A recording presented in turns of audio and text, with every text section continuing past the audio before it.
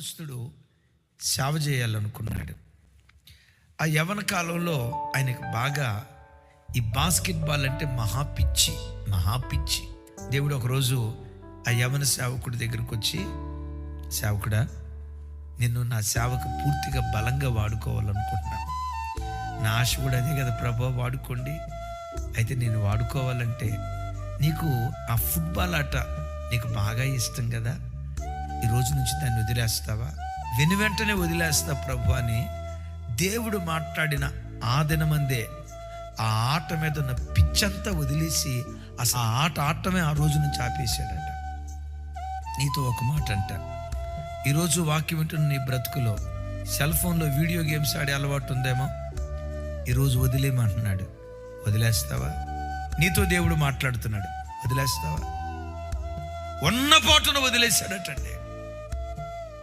ఆ తర్వాత ఒకరోజు దేవుడు వచ్చి అన్నారట, నా సేవకుడా, పలానా అమ్మాయిని ప్రేమించావు కదా, ఆ అమ్మాయిని వివాహం చేసుకోవాలనుకుంటున్నావు కదా.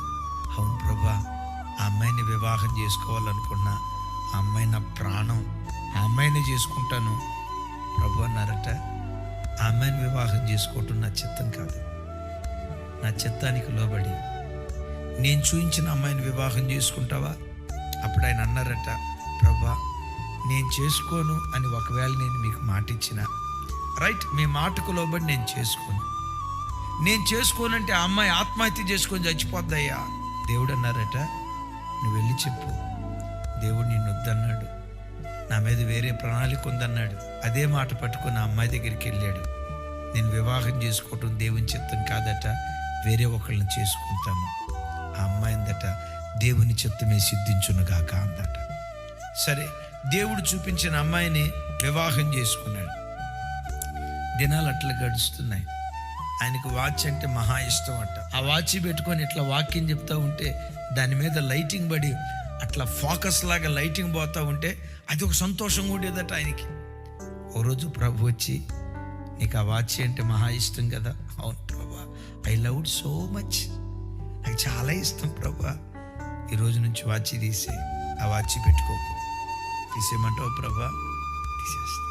దేవుడు ఏది చెప్తే ఆయన చిత్తానికి లోబడి బ్రతకటం ప్రారంభించాడు. ఆ యవన దైవజనుడు పెరిగి పెద్దవాడై రమారమి 100 కోట్ల మంది ప్రజలను ప్రభు తట్టు త్రిప్పే ఒక గొప్ప పనిముట్టుగా వాడబడ్డాడు. ఆయనే ద గ్రేట్ బిల్లీ గ్రహం గారు.